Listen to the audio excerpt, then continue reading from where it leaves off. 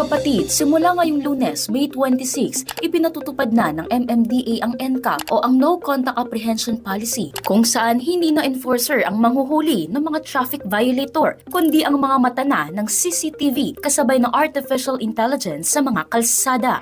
Saang mga lansangan nga ba ito ipatutupad at paano ang magiging proseso?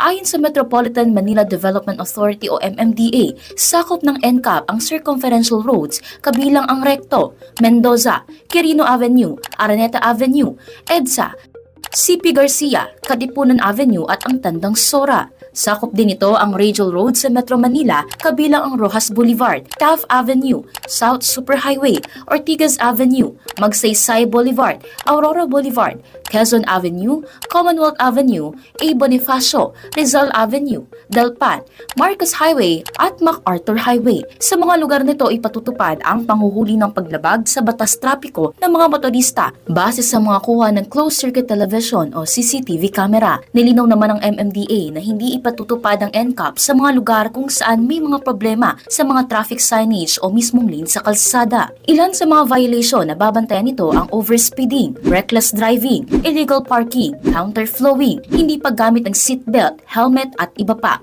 Kung mahuli man, ipadadala ang notice of violation sa address ng nakarehistro sa LTO. Pero paglilinaw ng MMDA, hindi na kailangan magpakita ng motorista sa kanilang opisina para umapela sa kanilang violations. Kailangan lang daw i-click ang form sa kanilang website para makontes ang paglabag at pwede ring manghingi ng kopya ng CCTV footage kung hindi sila kumbensido. Maaari namang bayaran ang multa sa NCAP online sa pamamagitan ng kanilang land bank link. Hindi rin naman daw agad papatawan ng notice of violation sa mga mahuhuli kang. Pag-aaralan muna nila ang konteksto ng insidente para masiguro na tama ang pagkakahuli ng AI.